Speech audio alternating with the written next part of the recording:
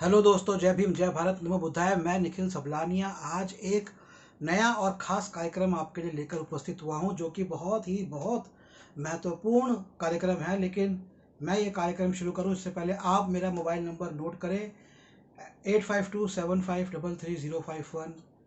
एक और नंबर है 8851188170। एक और नंबर है 8447913116, जिस पे हमारा व्हाट्सएप ही चलता है। बाकी नंबरों पे फ़ोन भी कर सकते हैं व्हाट्सएप पर। और हमारी किताबों की वेबसाइट NSP Mart NSPMART ये भी नोट करके रखिए, क्योंकि मैं जो आज आपको बात बताने जा रहा हूँ ये बहुत ही महत्वपूर्ण है। मैं तो बात बताऊँगा, लेकिन इससे संबंधित जितनी भी जानकारी है, इससे संबंधित जो पुस्तकें हैं वो आपको हमारी वेबसाइट पे मिल जाएगी। डॉक्टर अम्बेडकर जी की पुस्तकें। तो आते हैं कि आज के कार्यक्रम पे, जो कि एक बहुत ही खास कार्यक्रम है। और ये कार्यक्रम है गोलमेज सम्मेलन में डॉक्टर अम्बेडकर। यानी गोलमेज सम्मेलन जो हुई थी 1929 से 1932 के बीच में, वहाँ पर जो डॉक्टर अम्बेडकर जी गए, वहाँ पर उन्होंने क्या क्या कहा, क्या खास बिंदुओं पे उन्होंने अपनी बात रखी और उन बातों का आज क्या महत्व है।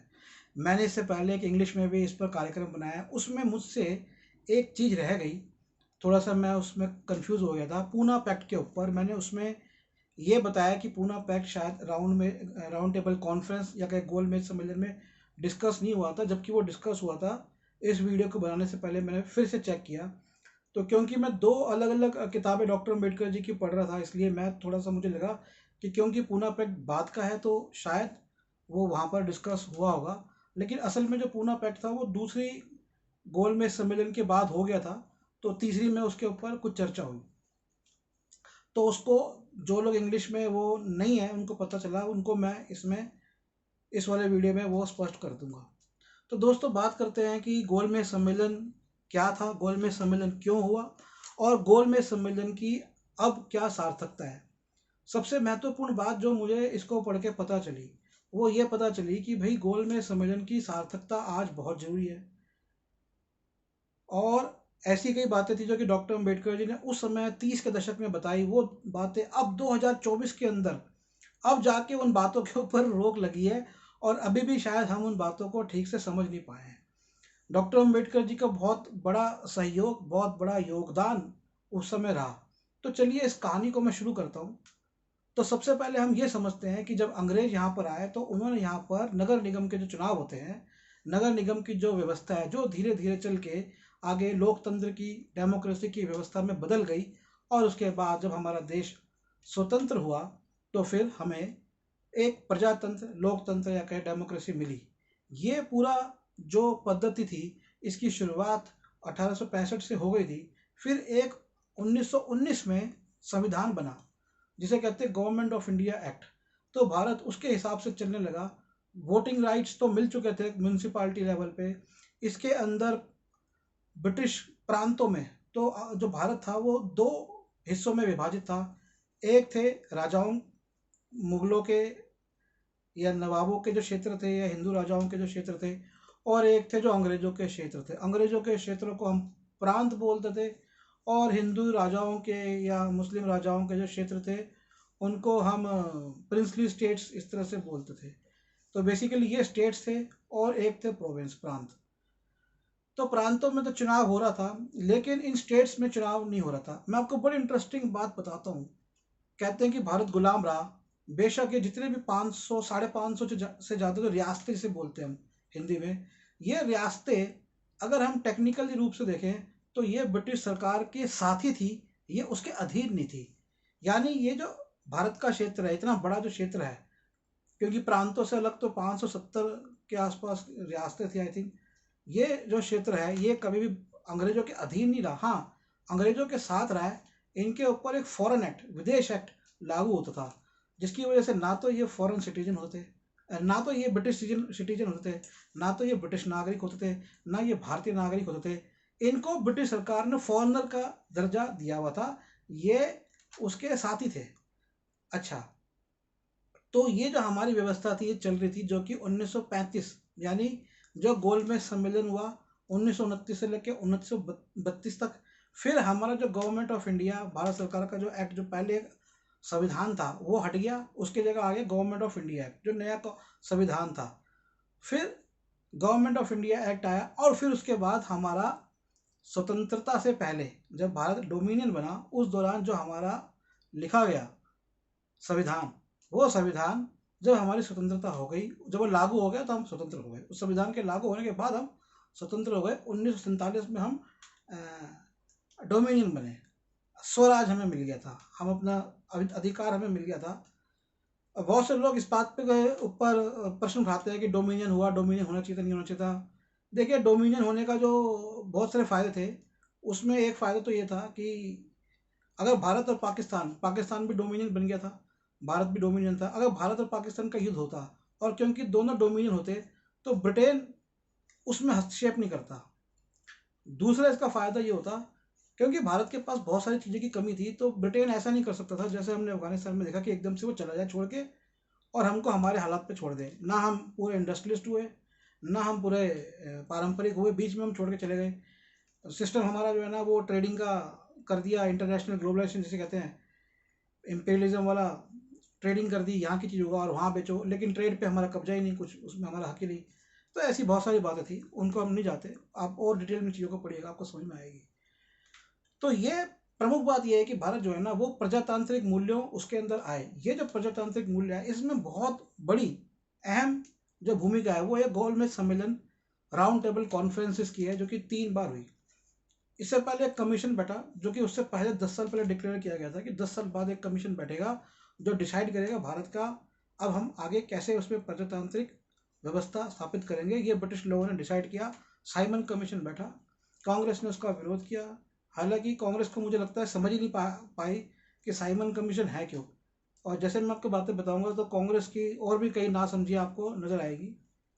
खैर, अब हम लेकिन इस जो विषय है इस विषय पे आते हैं कि गोलमेज सम्मेलन में डॉक्टर अम्बेडकर जी की भूमिका, गोलमेज सम्मेलन में डॉक्टर अम्बेडकर जी का क्या योगदान रहा। अब जैसे कि बहुत से लोग कहते हैं कि डॉक्टर अम्बेडकर संविधान निर्माता थे, और आजकल बहुत से लोग कहते हैं कि डॉक्टर अम्बेडकर जी संविधान निर्माता नहीं थे, बी एन राव थे। मैं उन लोगों से भी गुजारिश करूंगा, दोनों लोगों से, जो कहते थे जो कहते नहीं थे, आप एक बात समझिए कि जब हमारा संविधान बना, अगर उसका जो मसौदा बी एन राव जी ने तैयार किया, लेकिन उसको हटा दीजिए, प्रजातांत्रिक जो तरीका है वो हमारा 1935 के गवर्नमेंट ऑफ इंडिया एक्ट में आ गया था, 1919 के एक्ट में भी आ गया था। लेकिन 1919 के एक्ट और 1935 के एक्ट और 1949 में जो 50 में जो लागू किया संविधान, 49 में तैयार करके, इन तीनों में क्या है, इन तीनों में एक चीज़ है, डॉक्टर अम्बेडकर जी का महत्व। अब वो जो महत्व है ना, क्योंकि वो जो संविधान जो हमने बाद में बनाया, वो संविधान को अगर आप पढ़ेंगे तो आपको समझ में आएगा कि असल में जो संविधान बनने की प्रक्रिया है ना, वो हमारी राउंड टेबल कॉन्फ्रेंस में शुरू हो गई थी, जिसमें उसका उसकी योजना जिसे वाइट पेपर बोलते हैं वो रखा गया। और उस वाइट पेपर के अंदर सबसे खास बात यह है कि डॉक्टर अम्बेडकर जी ने कई ऐसी विषयों पर बातें रखी। वो विषय ना केवल बाद में संविधान में डाले गए, और बल्कि वो विषय ऐसे थे, मैं आपको बताऊंगा आप हैरान हो जाएंगे। इंग्लिश का जिन्होंने देखा है वो हिंदी वाला जरूर देखेगा, कई बातें उसमें मिस हो गई होंगी तो इसमें आएंगी, और जो बातें इसमें है तो उसमें भी आएंगी। और आजकल तो यूट्यूब के ऊपर आप इंग्लिश वाले को अगर वो डबिंग का ऑप्शन देता है तो ऑटो डब करके उसको हिंदी में भी सुन सकते हैं, किसी भी भाषा में सुन सकते हैं, इसको भी पंजाबी, गुजराती, मराठी, अगर यूट्यूब अलाउ करेगा तो। ठीक है, तो कई ऐसी बातें हैं जो कि वैसे तो मैं चाहूँगा कि आप पढ़ें। ठीक है, मैंने इसको पढ़ा है अंग्रेजी के खंड 2 के अंदर, पृष्ठ संख्या 501 से लेके 799 तक है, मतलब लगभग 300 पृष्ठ है। लेकिन इस पर किताबें भी आती है, जैसे गोलमेज सम्मेलन में doctor Ambedkar round table conference, वो भी किताबें आप ले सकते हैं हमारी वेबसाइट पे भी, nspmart.com पे। मैं अपना नंबर बाद में भी दे दूंगा, आप वहाँ से भी ले सकते हैं। एनीवे, तो ये आपको बात समझ में आएगी कि जो संविधान लिखने की असली प्रक्रिया हम कहेंगे ना, वो प्रक्रिया तो हमारी ये राउंड टेबल कॉन्फ्रेंस में शुरू हो गई थी। क्योंकि डॉक्टर अम्बेडकर जी ऐसे ऐसे पॉइंट पे बातें करते थे, जो बातें आज तक गवर्नमेंट, आज तक भी गवर्नमेंट जो ना तो समझ पाई है ना कर पाई है क्या करना है। अच्छा, मुझे ये पढ़ने के बाद एक बात पता लगी कि भैया, जो लोग जुडिशरी में हैं, जजेस हैं, जो लोग हमारे विधायक हैं, जो लोग हमारे सांसद हैं, जो हमारे एसडीएम बनते हैं, कलेक्टर बनते हैं, क्योंकि एसडीएम बनते हैं और डीएम बनते हैं, डिस्ट्रिक्ट मजिस्ट्रेट बनते हैं, आईएएस करते हैं, आईएएस वालों को खास करके ये राउंड टेबल कॉन्फ्रेंस पढ़ाना चाहिए। मैंने गवर्नमेंट ऑफ इंडिया एक्ट नहीं पढ़ा, और जो संविधान सभा की बहस है वो तो कहीं पढ़ाई नहीं जाती, लेकिन मेरे को लगता है ये राउंड टेबल कॉन्फ्रेंस भी पढ़ाना चाहिए। इससे पहले साइमन कमीशन भी पढ़ाना चाहिए, उससे पहले ये कमीशन भी पढ़ाना चाहिए, इनको डिटेल में पढ़ाना चाहिए, क्योंकि ये पूरा एक प्रोसेस है लोकतंत्र का, डेमोक्रेसी का। डेमोक्रेसी सिर्फ हमारे जो संविधान है उससे नहीं आई है, वो संविधान से पहले इंट्रोड्यूस हुई। उस इंट्रोडक्शन में क्या क्या कमियां थी, क्या क्या बातें रखी गई, वो सब भी हमें पता होनी चाहिए। मैंने तो डॉक्टर अम्बेडकर जी का पढ़ा है, लेकिन इसके 3 वॉल्यूम आते हैं इंग्लिश में, वो सिर्फ डाउनलोड करेंगे आपको, 700 पेजेस के, 1500 पेजेस के 3 वॉल्यूम है, उसमें आपको पूरी बहस मिल जाएगी। चलिए हम आते हैं डॉक्टर अम्बेडकर जी की बात के ऊपर, कि उन्होंने क्या क्या बात करी, उनका क्या खास योगदान था गोलमेज सम्मेलन में, उनके योगदान के अंदर और क्या खास बातें थी जो कि भारत के संदर्भ में हमें पता चलती है। तो देखिए, सबसे महत्वपूर्ण बात जो डॉक्टर अम्बेडकर जी की आती है, मतलब अब जो मैं आपको बातें बताऊंगा ना, वो बातें वो हैं जिसपे डॉक्टर अम्बेडकर जी ने अपनी बात रखी। और वो बात कई बार भारत के टोटल 89 नवासी डेलीगेट्स गए थे, जिसमें से 2 लोग डिफरेंस क्लासेस के थे, एक BN राव थे, एक डॉक्टर अम्बेडकर थे। लेकिन मेन जो बात हुई वो डॉक्टर अम्बेडकर जी ने करी, क्योंकि वो मेन प्रतिनिधि मंडल जो 2 लोगों का था उनमें वो थे। हालांकि 89 लोगों में से जो शेड्यूल कास्ट की पॉपुलेशन थी वो 1/5 थी, यानी लगभग 20% पॉपुलेशन थी। लेकिन 20% पॉपुलेशन के अगर देखे जाए, तो अगर मान लीजिए 90 थे, तो 90 में से 18 नुमाइंदे होने चाहिए थे, लेकिन हमारे सिर्फ 9 ही नुमाइंदे शेड्यूल कास्ट के भेजे गए। दो ही 9 मतलब 1% नुमाइंदे हम नहीं गए, 2% गए। पॉपुलेशन थी 20% और सिर्फ 2% नुमाइंदे गए।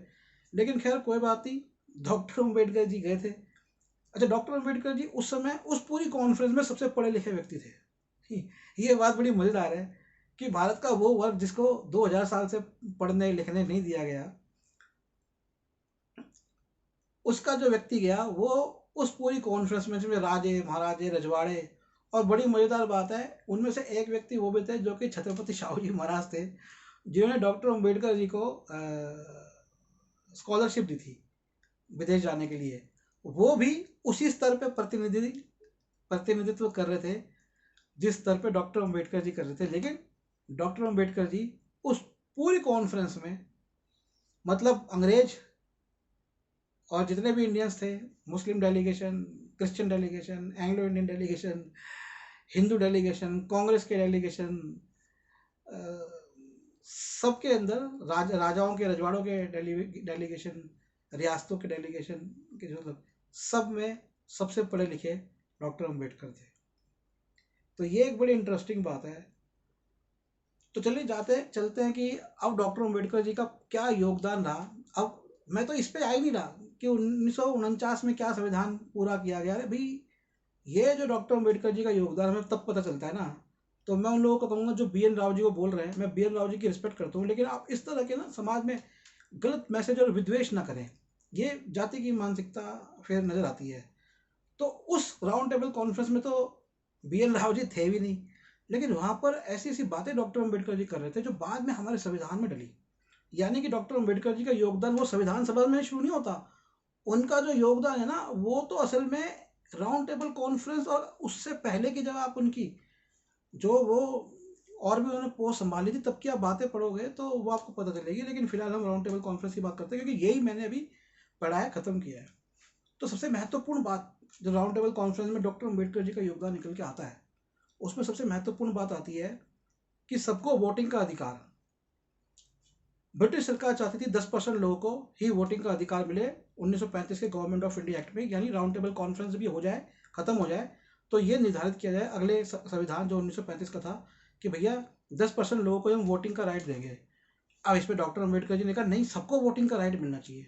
तो देखिए, हमें सबको वोटिंग का राइट का मिला, मुझे नहीं पता 1935 के एक्ट में मिला नहीं मिला, लेकिन बाद में हमें मिला जब हमारा भारत आज़ाद हुआ। लेकिन ये चीज़ देखिए, डॉक्टर अम्बेडकर जी उसी समय कह रहे थे कि भैया आप सबको जो है ना चुनाव मतदान का अधिकार सबको दो। तो इंडियन डेलीगेट्स भी और ब्रिटिश भी वो कहने लगे नहीं जी नहीं, ऐसा तो नहीं हो पाएगा, इसके लिए बड़ी व्यवस्था चाहिए होगी, पोलिंग बूथ चाहिए होंगे, ये वो। तो डॉक्टर अम्बेडकर जी ने कहा अरे भाई एक बात बताओ, जब आपने इस देश में इतनी बड़ी जनसंख्या जनगणना करा ली, तो फिर आप ये भी करा सकते हो उसमें आपने क्या किया, उसमें आपने कॉलेज के छात्रों का इस्तेमाल किया। इसमें भी आप वोटिंग के समय जो बैलेट बॉक्स वगैरह बनेंगे वहाँ कॉलेज के छात्रों का इस्तेमाल करें और करा लें। ये मेरे को नहीं लगता कि व्यवस्था का मामला है, लेकिन वो इसके अंदर व्यवस्था का मामला ज़बरदस्ती घुसाया और 10 से 25% तय किया। लेकिन डॉक्टर अम्बेडकर जी की दूरदर्शिता देखिए, बाद में संविधान निर्माता तो बाद में क्या है, लेकिन उन्होंने तो उसी समय कह दिया था कि भैया तुम सबको मताधिकार दो। इसमें भी शिक्षा कि क्या शिक्षा होनी चाहिए मतदाता की, तो डॉक्टर अम्बेडकर जी ने कहा ऐसा होगा तो जितने भी बेचारे जो अशिक्षित है लोग और जिनको ज़्यादा ज़रूरत है वोटिंग करने की, अपनी सरकार चुनने की, वो तो रह जाएंगे। इसमें एक बड़ी इंटरेस्टिंग बात डॉक्टर अम्बेडकर जी और कुछ और लोग थे, उनका कहना था क्योंकि अंग्रेजों ने डिसाइड किया 10 से 25% ही जो वोटिंग है वो होगी, तो ये इस संदर्भ में कि अगर 10 से प्रतिशत 25% वोटिंग होगी, तो इसमें उनका देखिए बड़ी इंटरेस्टिंग बात है। मतलब ये नारी अधिकारों को नारी के अधिकारों के अगेंस्ट नहीं है, ये एक बड़ी इंटरेस्टिंग और टेक्निकल पॉइंट है। उन्होंने कहा अगर आप इतने कम परसेंट लोगों को वोटिंग दोगे और मान लो अपने हस्बैंड और वाइफ को वोटिंग दे दी, तो वाइफ और हस्बैंड दोनों एक जगह वोट करेंगे। तो जब दोनों एक जगह वोट करेंगे तो जिस वर्ग जो वर्ग वोट नहीं दे पा रहा, जिसको आपने बाहर कर दिया, उनके अगेंस्ट में तो ये डबल वोटिंग हो जाएगी। तो ये वो नहीं चाहते थे। तो ये भी बड़ी इंटरेस्टिंग बात है। देखिए बड़ी टेक्निकल बातें होती हैं जो पता चलती है आपको जब आप राजनीति का इतिहास पढ़ते हैं, इस तरह की कॉन्फ्रेंसेस के बारे में पढ़ते हैं। तो ये बड़ा मेरे को बड़ी ज़बरदस्त दो बातें लगी बाबा साहेब की, कि एक तो सबको मताधिकार हो, और अगर सबको मताधिकार नहीं हो रहा और आप खाली कह रहे हो 10 से 25% दोगे, और इसमें सिर्फ बाबा साहेब ही टिके और कोई टिका ही नहीं था, ना इंडियन डेलीगेट्स ना ब्रिटिश। और मुझे नहीं पता 1935 में क्या हुआ, लेकिन ये राउंड टेबल कॉन्फ्रेंस में चर्चा हुई। तो डॉक्टर अम्बेडकर जी ने उसी समय कहा भैया सबको मताधिकार मिलना चाहिए। दूसरी बड़ी इंटरेस्टिंग चीज़ जो मुझे डॉक्टर अम्बेडकर जी की लगी गोलमेज सम्मेलन में, वो थी जो कि आजकल बहुत चर्चा होती है, इमरजेंसी की, इमरजेंसी आपातकाल की। अब आपातकाल में होता क्या है, हुआ क्या था, हुआ ये था कि प्रेसिडेंट ने अपने हाथ में पूरी पावर ले ली थी, प्राइम मिनिस्टर हट गई थी। प्राइम मिनिस्टर ने हट गई, प्रेसिडेंट रूल लग जाता है जगहों पे, जिसको चाहे वो उठा लेते हैं, मिलिट्री घुसा लेते हैं, ये होता है इमरजेंसी। अब इसको उस परिदृश्य में, तब के परिदृश्य में समझे तो इसमें गवर्नर, भारत में क्या था, हेड था गवर्नर जनरल। गवर्नर जनरल के नीचे जो प्रांत थे, ब्रिटिश प्रांत थे, वहां पर था गवर्नर। तो अब वो क्या कह रहे थे उस समय कि भैया गवर्नर को ऐसी पावर दो कि वो अपने हिसाब से चाहे जब भी कहे लॉ एंड ऑर्डर नहीं है तो वो मिलिट्री लगा सके, अपने हाथ में ले सके। तो इस पर देखिए अब जो बड़ी महत्वपूर्ण डॉक्टर अम्बेडकर जी ने बात कही, उन्होंने कहा कि भैया अगर तुम गवर्नमेंट, सरकार by the people for the people of the people ला रहे हो, यानी तुम अगर लोकतंत्र लेके आ रहे हो और तुम अगर चुनी हुई सरकार ला रहे हो, तो चुनी हुई सरकार लाने के बाद तुम ये कैसे कह सकते हो कि फला फला सिचुएशन के अंदर हम गवर्नर का रूल लगा देंगे। ये तो फिर चुनी हुई सरकार का जो सिद्धांत है उसका विरोध का उलट हुआ। अब ये जो बात है ना, देखिए आज के परिदृश्य में तो अभी तो बीजेपी ने उठाई है ये बात कि इंदिरा गांधी जी के समय आपातकाल लगी, लेकिन बड़ी मजेदार बात यह है कि दिल्ली में जो आम आदमी पार्टी की सरकार रही 11 साल, वो यही रोना रोती रही कि भैया हमको जो है ना गवर्नर काम नहीं करने देते। अब वो सरकार चली गई और नई बीजेपी सरकार आ गई, लेकिन दोनों सरकारें मिलके, दोनों पार्टियां मिलके अभी तक भी ये नहीं कि कोई प्रस्ताव लेकर आए कि भैया जो दिल्ली में गवर्नर की पावर है इस पर हम दिल्ली विधानसभा में कोई प्रस्ताव लाएं या लोकसभा में कोई लेकर आए ना, बाकी पार्टियां लेकर आ रही है। जबकि डॉक्टर अम्बेडकर जी ने इस बारे में तभी बोल दिया था कि इतनी ज़्यादा पावर आप गवर्नर को नहीं दे सकते। तो दिल्ली में भी अब छोटे छोटे काम के लिए, रोड बनाने, स्कूल बनाने, कई छोटे छोटे कामों के लिए गवर्नर, तो ये पूरा अपोजिट है, ये ख़त्म कर देता है चुनी हुई सरकार को का जो कॉन्सेप्ट है, तो ये तानाशाही बन जाती है। इसके डॉक्टर अम्बेडकर जी विरोधी थे। एक बड़ी इंटरेस्टिंग बात जो मैंने इंग्लिश वाले वीडियो में नहीं बताई, और आप सुनेंगे ना तो आप भी हैरान हो जाएंगे। अब डॉक्टर अम्बेडकर जी के आलोचना करने वाले कुछ भी बोले, मेरा उन सब आलोचकों से एक सवाल है, दूरदर्शिता देखिए उस आदमी की 1930 के दशक में। तब उन्होंने गोलमेज सम्मेलन में क्या बोला कि भैया पुलिस ऑफिसर के ट्रांसफर की पावर मिनिस्टर के हाथ में नहीं होनी चाहिए। आज तक आज़ाद भारत में मिनिस्टर के आगे पुलिस नतमस्तक हुई होती है, ट्रांसफर की पावर मुख्यमंत्री के हाथ में होती है, मिनिस्टरों के हाथ में होती है।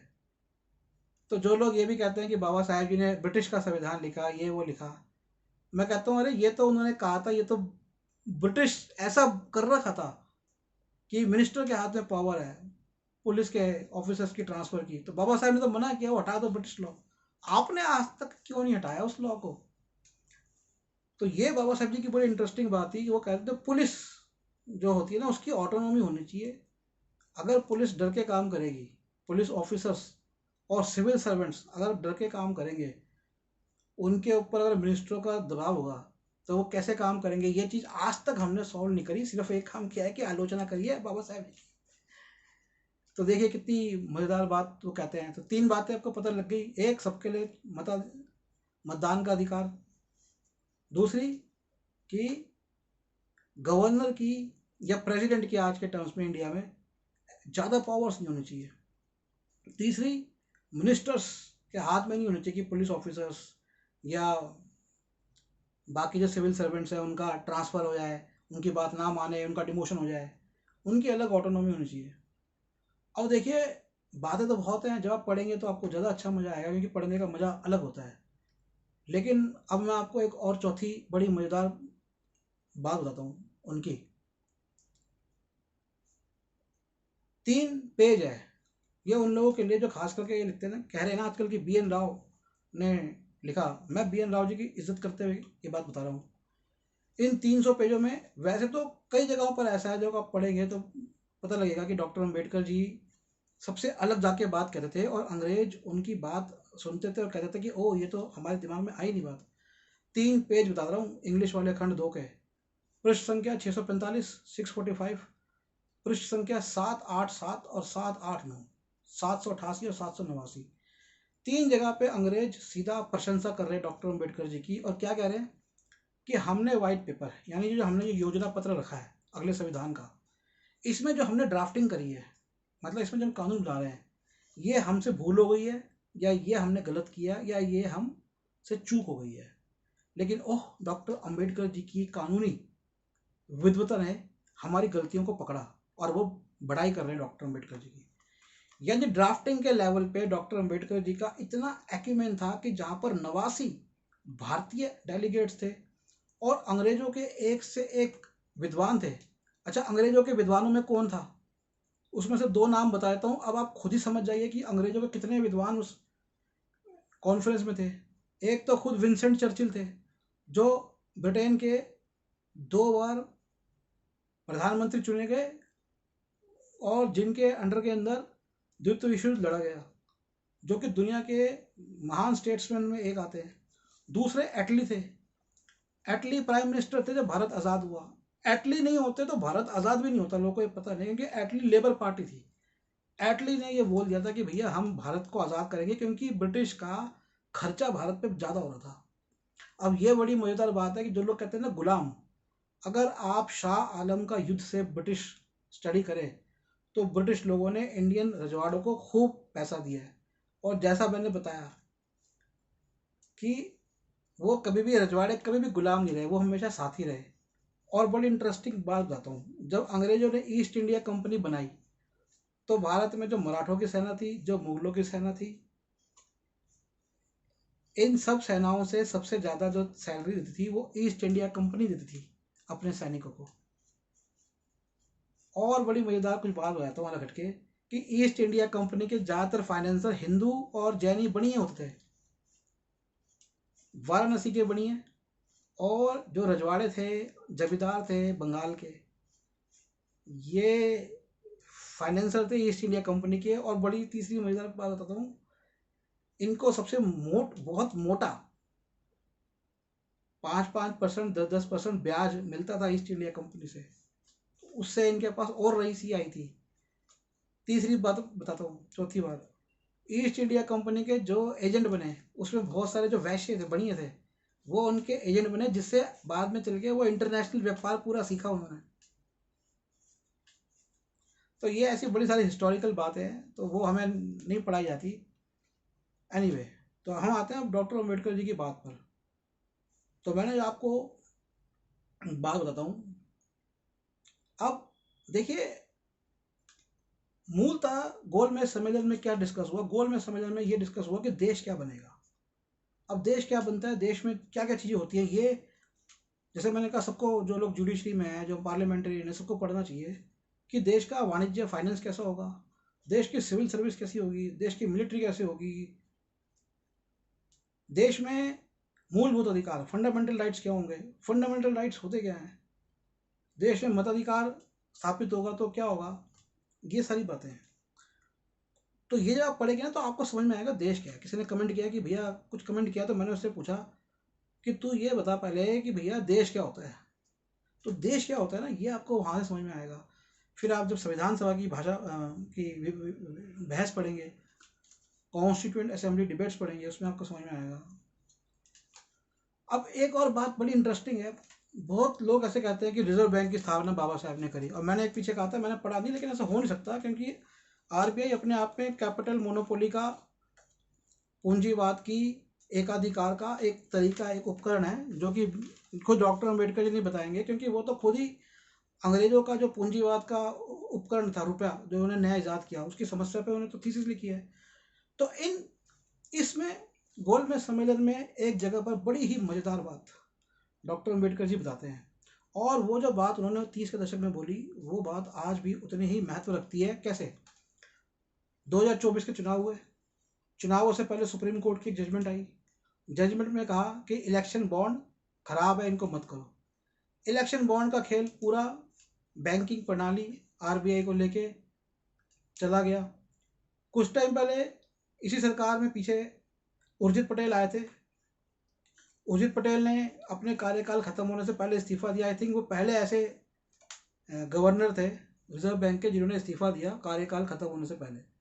बहुत से प्रश्न उठे सरकार के ऊपर कि कहीं ना कहीं सरकार रिजर्व बैंक का मिसयूज करने चाहती है और उसके लिए गवर्नर को इन्वॉल्व करना चाहती है।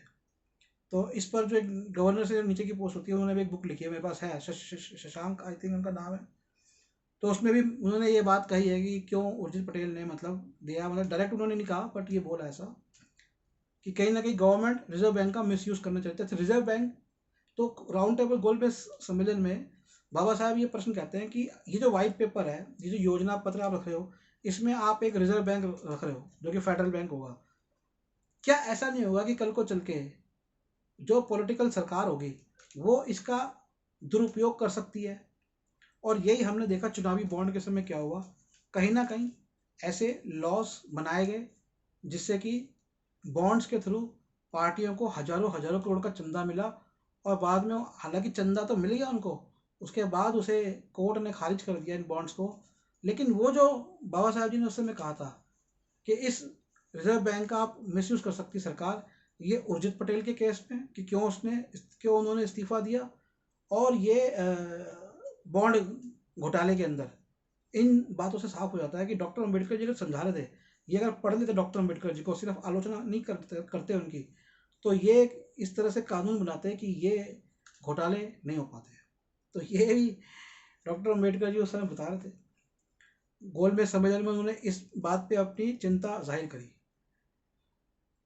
अब आते हैं, बड़ा इंटरेस्टिंग बात थी कि हमारे देश के अंदर जो शेड्यूल ट्राइब है, आदिवासी है, उस पर पूरा एक लंबा डिस्कशन है, और बहुत से लोग कहते हैं कि अरे बाबा साहेब जी ने संविधान में हमारे लिए तो कुछ दिया ही नहीं, जसपाल मुंडा जी ने हमारी पैरवी करी संविधान सभा में। मैं उनको बताना चाहता हूँ, बाबा साहेब जी जो करना चाहते थे वो किया। संविधान के अंदर शेड्यूल कास्ट के बारे में भी कुछ नहीं था, वो कांग्रेस डाल ही नहीं रही थी। कांग्रेस ने वादा कर दिया हम डालेंगे, बैकवर्ड क्लासेस को देंगे, शेड्यूल ट्राइब्स को देंगे, शेड्यूल कास्ट को देंगे। फिर बाबा साहेब यूनाइटेड नेशन में जाने लगे, तो कांग्रेस पे तो भनक पड़ गई होगी, तो फिर कांग्रेस ने फर्स्ट अमेंडमेंट किया। अच्छा, चुनाव भी आ रहा था 1952 का, तो फर्स्ट अमेंडमेंट में कांग्रेस ने शेड्यूल कास्ट शेड्यूल ट्राइब का डाला संविधान में। अगर नहीं डालते तो बाबा साहेब आंदोलन करते और संयुक्त राष्ट्र संघ में जाते। लेकिन ये कहना कि बाबा साहेब जी ने संविधान में डाला, मैं तो कह रहा हूँ वो डालना चाहते होंगे, मैंने संविधान सभा की बहस नहीं पढ़ी।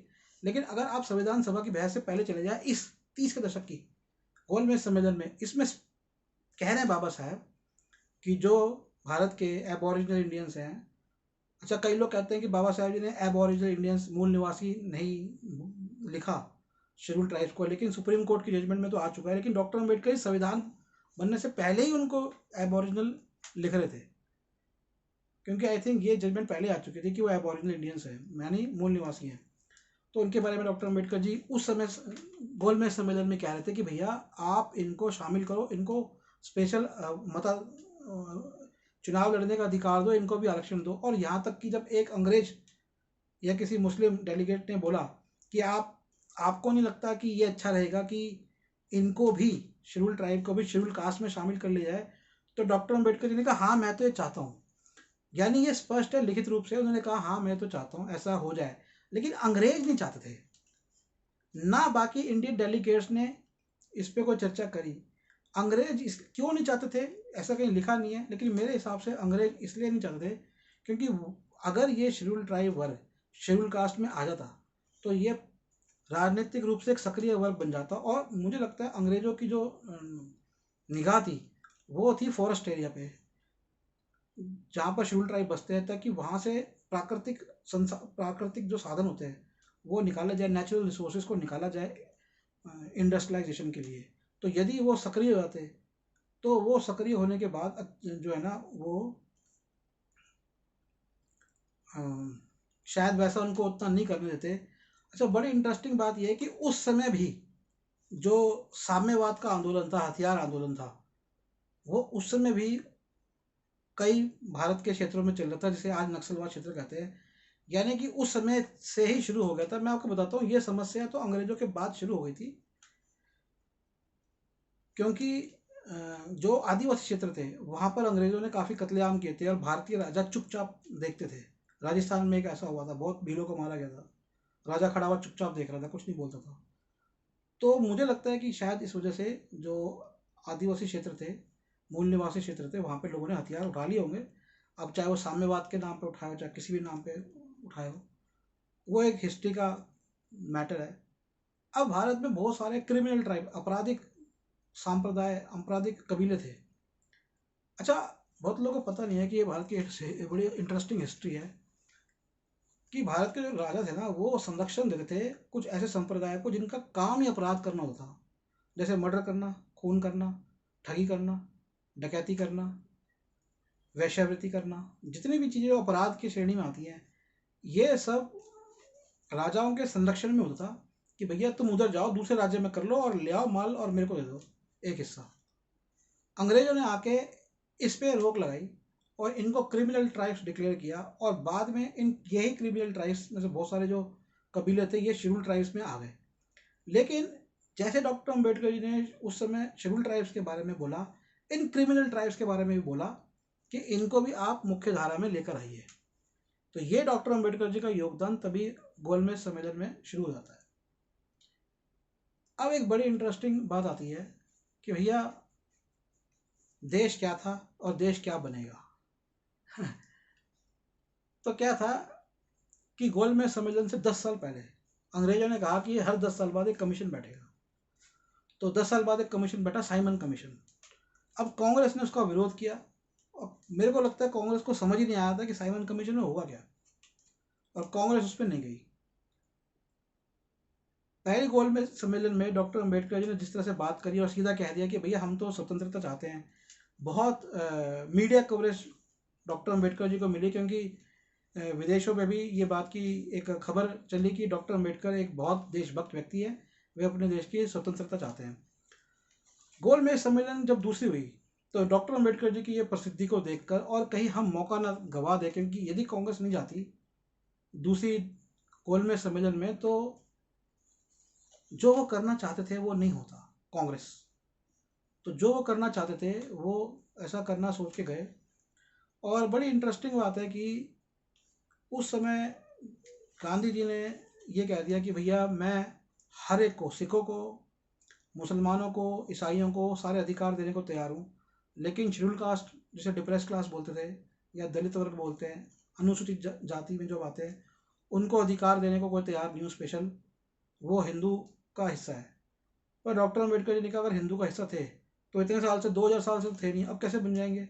ना साथ खाते हो, ना साथ विवाह करते हो, ना घुसने देते हो, ना चलने देते हो, ना फिरने देते हो, ना कुछ करने देते हो।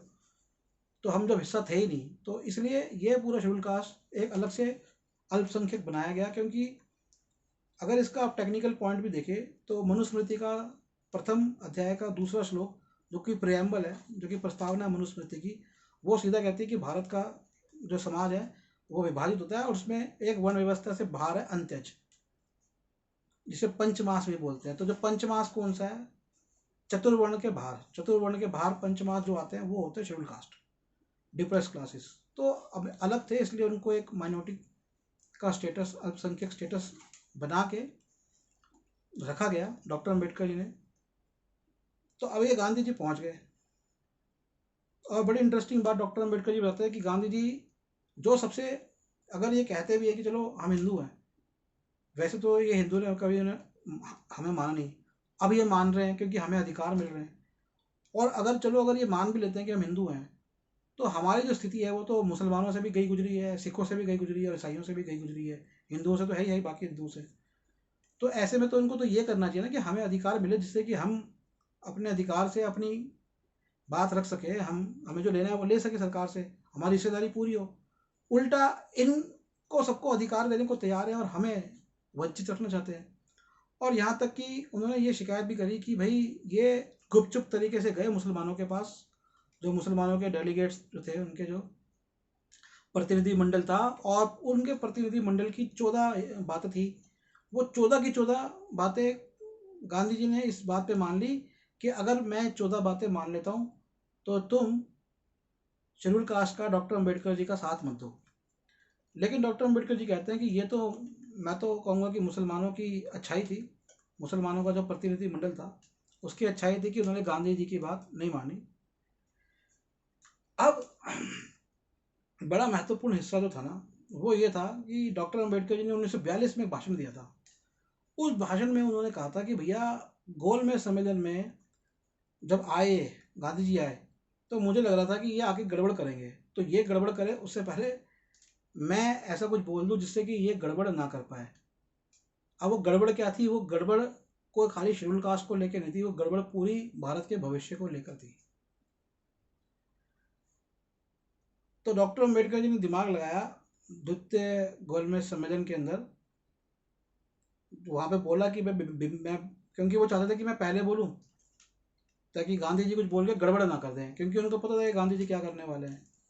तो उन्होंने एक कॉन्फ्रेंस में वो बोला कि भाई, चेयरमैन से बोला कि मैं, मेरी तबीयत ख़राब है, मैं पहले बोल लेता हूँ, आप मुझे इजाज़त दीजिए। तो इजाज़त उन्होंने दे दी और उन्होंने वो सबसे लंबा स्पीच दी उसमें। अब देखिए वो स्पीच में जो उन्होंने क्या कहा,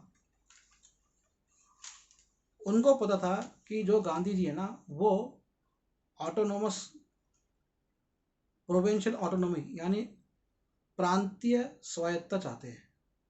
डॉक्टर अम्बेडकर जी ने कहा कि नहीं, ये नहीं होगा, मैं आपको समझाऊंगा कि क्या चीज़ है। डॉक्टर अम्बेडकर जी ने कहा ये नहीं चलेगा, हमें तो पूरे भारत के अंदर ही चुनाव करवाने हैं, नंबर एक। पूरे भारत में जुडिशरी स्थापित करनी है, नंबर दो। पूरे भारत में सिविल सर्विस स्थापित करनी है, नंबर तीन। पूरे भारत का फाइनेंशियल सिस्टम सही करना है, नंबर चार। फाइनेंशियल सिस्टम ऐसा होना चाहिए कि स्टेट भी, जो नए स्टेट बने वो भी उससे पैसा ले सके, और सेंटर स्टेट पे भरोसे ना रहो, सेंटर चाहे तो डायरेक्ट अपना पैसा ले सके। ऐसी बहुत सारी बातें डॉक्टर अम्बेडकर जी ने कही। लेकिन जो गांधी जी ने कहना चाहते थे, गड़बड़ क्या करना चाहते थे, और डॉक्टर अम्बेडकर जी ने वो गड़बड़ क्या रोकी, वो बहुत महत्वपूर्ण है। और वो हमारे जो लोकतंत्र है उसकी जो सीढ़ियाँ हम चढ़ते हुए आए हैं, उसका जो रास्ता हमने तय किया, उस रास्ते में ये जो डॉक्टर अम्बेडकर जी ने कहा, ये बहुत महत्वपूर्ण। तो अगर ये डॉक्टर अम्बेडकर जी नहीं कहते, अगर सिर्फ गांधी जी के मान लेते, तो वो गड़बड़ हो जाती। तो गांधी जी क्या गड़बड़ करने वाले थे? वो करने वाले थे कि भैया, उस समय जो भारत विभाजित था, एक क्षेत्र जो ब्रिटिश चलाते थे, प्रांत जिसे बोलते थे, एक रियासतें होती थी जो कि 570 थी, बहुत बड़ा क्षेत्र था रियासतों का। तो गांधी चाहते थे कि जो नया फेडरेशन बने। अब फेडरेशन और यूनिटरी, ये दो तरह के देश होते हैं। फेडरेशन एक होता है कि जो रियासतें हैं उसमें उनके कानून चलेंगे, सेंट्रल, फेडरल गवर्नमेंट जो है ना वो नहीं बना सकती। यानी जो भी रियासतें थी, हिंदू रियासतों में हिंदू कानून चलते हैं, मनुस्मृति के हिसाब से चलते हैं, जो भी चलते हैं। मुस्लिम के अंदर कुरान शरीयत जो भी हिसाब से चलते हैं वो उनके चलते हैं, या जो चल रहे थे वैसे चलते हैं। दूसरा, ब्रिटिश गवर्नमेंट उनमें इंटरफेयर नहीं कर सकती थी, ये गांधी जी चाहते थे। यानी गांधी जी जिसे हम कहते हैं कि बड़ा भारत का स्वतंत्रता आंदोलन, वो ये चाहते ही नहीं थे कि वो भारत जैसा कोई भारत बने। दूसरी राउंड टेबल कॉन्फ्रेंस में उनका ये था कि भैया जो ब्रिटिश प्रांत है ना, जैसे दिल्ली, मुंबई, कलकत्ता, ये जो कुछ क्षेत्र थे ब्रिटिश प्रांत में आते हैं, मद्रास, इन प्रांतों के अंदर चुनाव हो और इनको अपनी स्वायत्ता, वक्ता का मतलब एक अंग्रेज तो रहेगा ही, ऊपर ब्रिटिश सरकार तो रहेगी, नीचे ये लोग सरकार बनाएं और चलाएं। और इसके बाद हुआ भी है कि 1938 में जब कानून आया तो उसमें से जो 7 मुख्यमंत्री, उसमें प्राइम मिनिस्टर बोलते थे, प्रधानमंत्री बोलते थे, 7 कांग्रेस के बने। और कांग्रेस जैसा कि कहा जाता है ब्राह्मणों और वैश्यों की पार्टी थी, तो सातों के साथ ब्राह्मण बने, तो वो हुआ भी। खैर यानी वो एक अलग बात है। तो डॉक्टर अम्बेडकर जी ने लेकिन क्या कहा, तो ये गांधी जी की प्लानिंग थी कि ऐसा हो, लेकिन डॉक्टर अम्बेडकर जी ने कहा नहीं, हम ऐसा नहीं कर सकते, हमें सभी जो रियासतें हैं वहाँ भी चुनाव होने चाहिए। डॉक्टर अम्बेडकर जी ने कहा ये जो रियासतें हैं ना, ये रियासतें आधुनिक जो न्याय प्रणाली है उसका ये बोझ नहीं उठा सकती, इसलिए जो न्याय प्रणाली देना केंद्रीय सरकार, फेडरल सरकार के हाथ में है, वो ही अपने न्यायालय स्थापित करे। इन क्षेत्रों का जो व्यक्ति है वो इनके न्यायालय, इस क्षेत्र के न्यायालय में तो जा पाए, अगर उसको नहीं मिलती राहत तो वो हाई कोर्ट्स में भी आ पाए और फेडरल कोर्ट यानी आज के हिसाब से सुप्रीम कोर्ट में भी आ पाए। तो यही हुआ आगे चल के। इन राज्यों की जो हजारों सालों से जो अपनी तानाशाही चल रही थी वो खत्म हुई और इन राज्यों में लोकतंत्र स्थापित हुआ और इन राज्यों के अंदर वोटिंग का अधिकार मिला और उसमें बहुत सारे राजे भी आए। तो जो राजा लोग भी डर रहे थे, रियासतें भी डर रहे थे कि अरे भाई इससे तो क्या होगा, मतलब हमारा कुछ छिन जाएगा, तो उनको भी डॉक्टर अम्बेडकर जी ने कहा आप भी चाहें तो चुनाव लड़ सकते हैं, ऐसा नहीं है कि आप चुनाव नहीं लड़ सकते, आप भी चुनाव लड़ सकते हैं। तो ये जो बहुत बड़ा एक चीज़ थी ना, ये डॉक्टर अम्बेडकर जी ने करी कि भैया ये नहीं होगा कि तुम रियासतें, तो अब जो लोग कहते हैं ना कि बाद में जाके रियासतों को एक किया, लेकिन उन रियासतों में जो पहले से ही लोकतंत्र स्थापित हुआ उसमें डॉक्टर अम्बेडकर जी का हाथ है। तो इसलिए मैंने पहले भी बोला कि संविधान बनना तो बहुत पहले से शुरू हो गया था, गोलमेज सम्मेलन से ही। बाद में जो बना है वो तो, और उसमें तो डॉक्टर अम्बेडकर जी का कॉन्ट्रीब्यूशन है, लेकिन जो डॉक्टर अम्बेडकर जी का योगदान है असल में, जो भारत का जो संविधान क्या है कि भारत प्रजातांत्रिक लोकतांत्रिक देश कैसे बनेगा, उसका जो योगदान था वो ये गाँव गोलमेज सम्मेलन में शुरू हो जाता है। अब एक बहुत मज़ेदार बात है, वो है मूलभूत अधिकारों को लेके, फंडामेंटल राइट्स को लेके। अच्छा, डॉक्टर अम्बेडकर जी ने उसी समय बहुत आगाह किया था कि जो हिंदू है ना वो उग्र हो जाते हैं और हिंदू के उनकी मेजोरिटी बनाएंगे।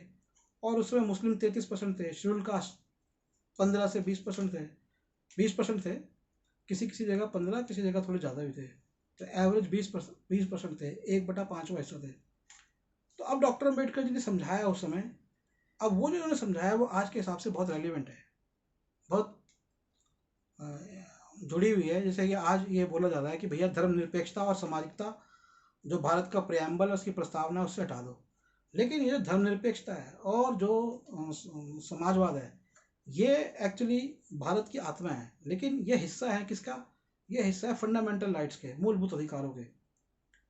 तो मूलभूत अधिकार क्या है उसको डॉक्टर अम्बेडकर जी ने समझाया कि मूलभूत अधिकार का मतलब है कि आप अल्पसंख्यकों को मेजोरिटी बहुसंख्यक मिलके एक लोकतंत्र के अंदर बिलो द बेल्ट, कमर से नीचे नहीं मार सकते, यानी एक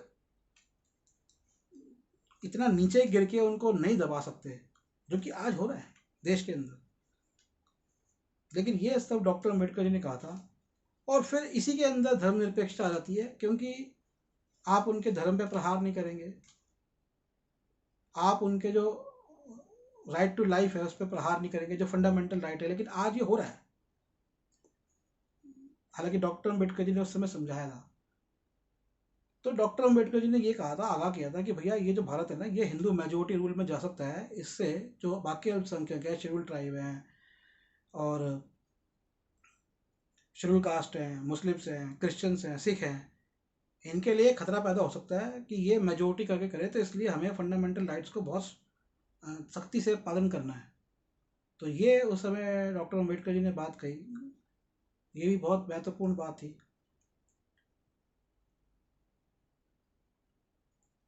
अब एक बड़ी महत्वपूर्ण बात जो उन्होंने कही, जो कि मैं इंग्लिश वाले वीडियो में बताना भूल गया, कि जब पूना पैक्ट हो गया, पूना पैक्ट हो गया किसके बीच में हुआ? शेड्यूल कास्ट के बीच में और कास्ट हिंदू, जातिवादी हिंदू जिसे कहते हैं ब्राह्मण ब्रह्मण्य क्षत्रिय, उन हिंदुओं के बीच में, जिसमें ओबीसी भी आते हैं। हालांकि बैकवर्ड क्लासेस के लिए भी डॉक्टर अम्बेडकर जी ने कहा था कि भाई उनके लिए भी आप रखो। तो क्वेश्चन भी उठाया था कि आप उनको क्या माइनॉरिटी में रखोगे, लेकिन अंग्रेज कंफ्यूज थे उस समय। बैकवर्ड क्लासेस पे डॉक्टर अम्बेडकर जी जब इस्तीफा दिया ओबीसी के लिए, तब भी उन्होंने कहा कि कांग्रेस ने कहा हम बैकवर्ड क्लासेस के लिए करेंगे, संविधान में सुरक्षा देंगे, नहीं दी। दी कब? 2005 में जाके, वो भी शुरुआत किसने करी? वीपी सिंह जी ने, कांग्रेस ने नहीं करी। खैर, तो जब पूना पैक्ट हो गया तो हिंदू और शेड्यूल कास्ट के लोग जब मिले और पूना पैक्ट हो गया, तो हुआ यूं कि बंगाल का एक पूरा 2-4 लोग उठ के आ गए और वहाँ पे कॉन्फ्रेंस में कहने लगे कि भैया हम तो उसमें शामिल थे नहीं। तो इस पर बड़ी लंबी बहस है। अच्छा, अब बड़ी मज़ेदार बात है कि बंगाल के जो लोग थे, जो चाह रहे थे कि ये वो उनकी चाल क्या थी? चाल ये थी कि ये किसी तरह से पूना पैक्ट को रद्द हो जाए। अब बड़ी मज़ेदार की बात है कि पूना पैक्ट साइन करने वाले गांधी जी, लेकिन उसका विरोध करने वालों में गांधी जी के बड़े जबरदस्त साथी बिरला और ठक्कर और रविंद्रनाथ टैगोर। हालांकि रविंद्रनाथ टैगोर की दो स्टेटमेंट आती है, एक स्टेटमेंट कहीं और आती है कि वो समर्थन कर रहे हैं, लेकिन एक उनका लेटर भी आता है कि बंगालियों को इसमें नहीं शामिल किया गया और बंगाल में ऐसी कोई समस्या ही नहीं है, और बंगाल में एक जाति है नमोशूद्र, वही पूरा आरक्षण खा जाएगी, चंडाल जिसे बोलते हैं। हालांकि रोहिदास भी है, वाल्मीकि भी है, कई जाति है बंगाल में, ऐसा नहीं है। लेकिन ये एक अलग चाल थी, ये राउंड टेबल कॉन्फ्रेंस में चली पूना पैक्ट साइन करने के बाद भी, कि किसी तरह से पूना पैक्ट को ख़त्म कर दिया जाए। लेकिन वो चाल कामयाब नहीं हुई। तो इस पर भी डॉक्टर अम्बेडकर जी ने समझाया कि भैया ऐसा नहीं था। काफ़ी उन्होंने समझाई बातें और काफ़ी चतुराई से। देखिए, बंगाली तो बहुत चतुराई चलते ही है, और बंगाली हिंदू जो है खास करके, मतलब उनका एक अपना कैरेक्टर है। वो मैं तब से अब तक स्टडी कर रहा हूँ, और आप लोग भी स्टडी करिए। मैं उनके बारे में प्रेजुडिस वाली बात नहीं कर रहा हूँ। मैं तो रहा हूँ 3 साल 8 महीने। वो इंडियन है भी, वो इंडियन नहीं भी है। वो बंगाली हिंदू भी है, वो हिंदू नहीं भी है। मतलब मेरा ये है, उनकी एक अलग ही यूनिक आइडेंटिटी है, और मैं उसको स्वीकार करता हूँ, मैं उसे पसंद करता हूँ। शायद मुझे लगता है ये जो यूनिक आइडेंटिटी है, इसके दो इसके उनको फ़ायदा ये होता है कि वो अपनी बातों को अच्छे से सोचते हैं, और इसका नुकसान ये होता है कि वो बाकी देश की जो मूल धारा है, विचारधारा होता है, या तो उसके साथ चलते भी है या उसके साथ बह जाते हैं। तो ये एक समस्या होती है कि एक स्ट्रॉन्ग आइडेंटिटी है, तो आप दूसरे को या तो एक्सेप्ट नहीं करते हो, या जो एक्सेप्ट करते हो तो इतना करते हो कि पूरा ही बह जाते हो बिना सोचे। ये समस्या है। बट ठीक है, हर प्रांत की अपनी होती है। हम दिल्ली वालों की भी अपनी होगी, महाराष्ट्र वालों की भी अपनी होगी, इस पे हम नहीं जाते, हम सब इंडियन हैं, ख़त्म बात। लेकिन ये उस समय का गोलमेज सम्मेलन का था, जो मैंने आपको बताया कि एक ऐसा कोशिश करी गई बंगाल के जातिवादी हिंदुओं द्वारा कि भैया ये बोले कि भैया वहाँ के जो शेड्यूल कास्ट है ना, उनके साथ तो कोई हम भेदभाव कुछ करते नहीं, और ये सब वो नहीं होता, और हमें शामिल नहीं किया गया। लेकिन बाबा साहब ने सिद्ध किया कि उनको शामिल किया गया था, उनके प्रतिनिधि आए थे। और ये तो है नहीं कि 100 प्रतिनिधि आते, हर जगह से एक आध ही आया था। तो हो गया, आप एक्ट साइन हो गया। और भी उसमें बातें आप पढ़ सकते हैं। सर्विसेज को लेके भी बाबा साहब जी ने बड़ी अच्छी अच्छी बातें बताई है कि सिविल सर्विस होनी चाहिए, और सिविल सर्विस का एक अच्छा होना चाहिए। वो भी कई बातें बड़ी इंटरेस्टिंग है। तो ये बातें मूल थी। आई थिंक आपको अच्छी लगेगी, और अगर मुझे कुछ और अभी याद आता है तो मैं आपको बताता हूँ। लेकिन ये जो है ना, ये ही मेन बातें थी। और रेवेन्यू को लेकर और टैक्सेशन को लेकर भी कई बातें करी थी। मत यानी कि हमारा जो है ना वो टैक्स कैसे आएगा, तो टैक्स कैसे आएगा उस पर भी, कि डायरेक्ट टैक्स, इनडायरेक्ट टैक्स कैसा होगा, इस पर भी बाबा साहेब जी ने बात करी। तो स्कीम ऐसी कुछ बन रही थी कि राजाओं के पास जो है ना, वो टैक्स लेने की शक्ति आती, लेकिन सरकार के पास नहीं आती, ब्रिटिश सरकार जो केंद्र सरकार बनती। तो बाबा साहेब जी ने इस बात पे जोर दिया कि केंद्र सरकार निर्भर ना हो राज्यों पर, ये राज्य पक्का नहीं है। अच्छा, बड़ी इंटरेस्टिंग बात है, कुछ कुछ जीएसटी जैसी स्कीम उन्होंने बताई थी उस समय, जो बाद में लागू हुई है। लेकिन फिर भी जीएसटी में एक और प्रॉब्लम है जो उन्होंने बताई थी।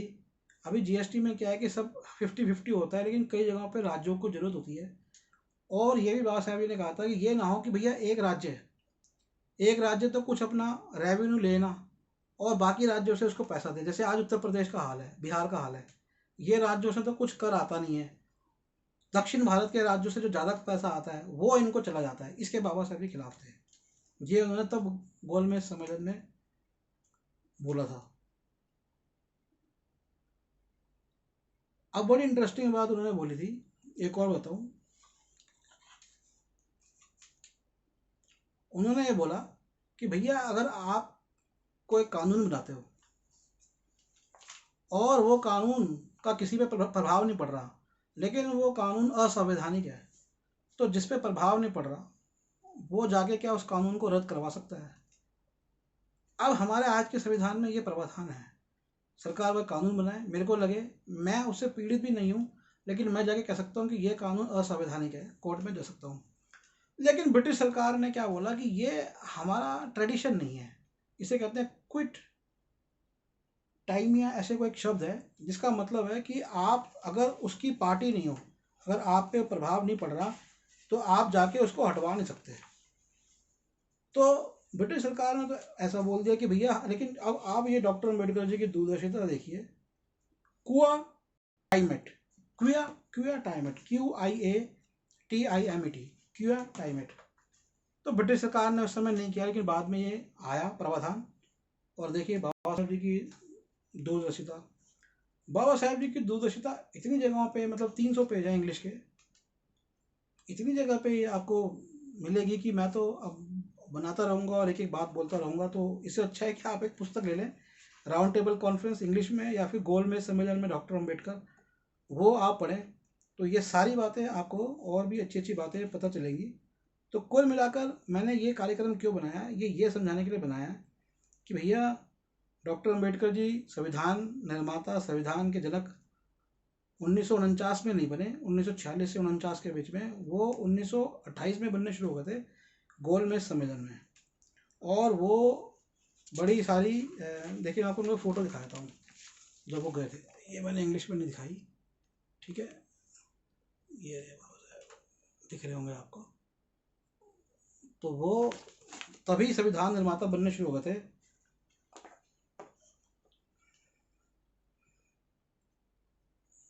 तो बहुत सारी है, आर्मी के ऊपर है, पुलिस के ऊपर, मैंने आपको बड़ी अच्छी अच्छी बातें बताई इसमें।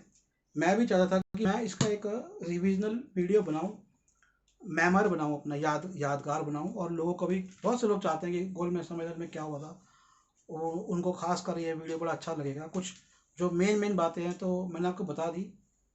तो जो राज्य है, एक लास्ट बात बताता हूँ, जो राज्य है उनको पास था नहीं इतना कि वो हर एक को कानून की व्यवस्था दे पाते। तो इसलिए डॉक्टर अम्बेडकर जी ने कहा कि नहीं, न्याय व्यवस्था केंद्र सरकार कर सकती है, और इसलिए आज भी हमें फ्री की न्याय व्यवस्था मिलती है। एक राज्य था, उसका जो सालाना आय थी, वो आय मात्र 20, जो ये एक रियासत ऐसी थी। तो ये जो रियासतें बोलती है ना, हम बड़े ये थे, बड़े वो थे, कुछ कुछ रियासतें तो इतनी छोटी थी कि 100 रुपये आमदनी साल की, किसी की 200 रुपये आमदनी।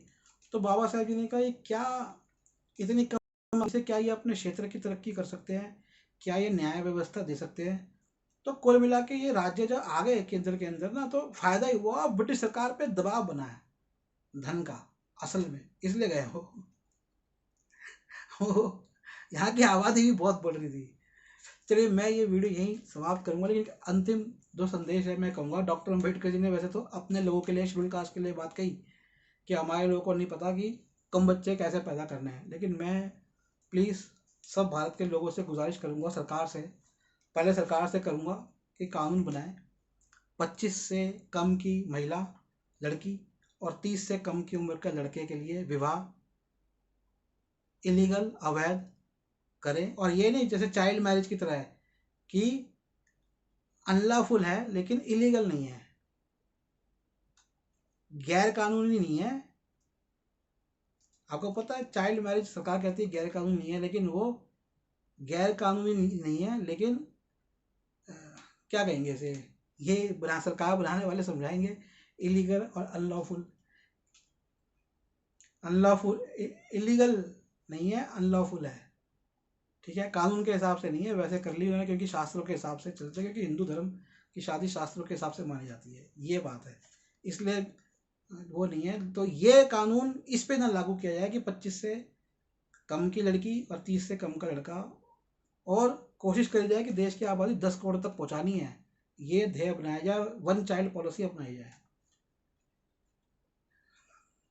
और जो लोग किताबें लेना चाहते हैं डॉक्टर अम्बेडकर जी की, मुझसे संपर्क कर सकते हैं, हमारे पास बड़े अच्छे अच्छे प्यारे प्यारे सेट हैं। जो लोग लेते नहीं हैं, पढ़ते नहीं है, क्योंकि उनको मेरे जैसे लोगों की वीडियो शायद ज़्यादा पसंद है, लेकिन रीडिंग का एक अपना, पढ़ने का एक अपना अनुभव, एक अपना एक्सपीरियंस है। वो आपको वीडियो से ना मैं सारी बातें बता सकता है, ना आपको वो मज़ा आएगा। मैं तो मज़ा ले लिया, पर आप मज़ा लेना चाहते हैं पढ़ने का, और बिना पढ़े तो कुछ होने वाला है नहीं, तो आप मुझे संपर्क कर सकते हैं। मेरा मोबाइल नंबर है 8527533051, 8527533051। एक और नंबर है 8851188170, 8851188170, और एक व्हाट्सएप नंबर है 8447913116। हमारी वेबसाइट है nspmart.com, nspmart.com। हमारे पास डॉक्टर अम्बेडकर जी के द्वारा लिखित किताबों का एक सेट है, एक उनके द्वारा लिखित और बहुत सारे अलग राइटर्स के द्वारा उनके ऊपर लिखित सेट है, और एक सेट है उनके द्वारा लिखित और उनके जीवन और चिंतन के ऊपर, उनके सिद्धांतों पर। तो अलग अलग तरह के सेट हैं, आप ये ले सकते हैं, पढ़िए। डॉक्टर अम्बेडकर जी को पढ़ेंगे तो भारत को समझेंगे, ये बात आपको समझने की जरूरत है। और हमारी वेबसाइट भी है nspmart.com, nspmart.com पे भी आप जाके पुस्तकें ऑर्डर कर सकते हैं। धन्यवाद। मैं निखिल सबलानिया, नई दिल्ली से। जय भीम, जय भारत, नमो बुद्धाय।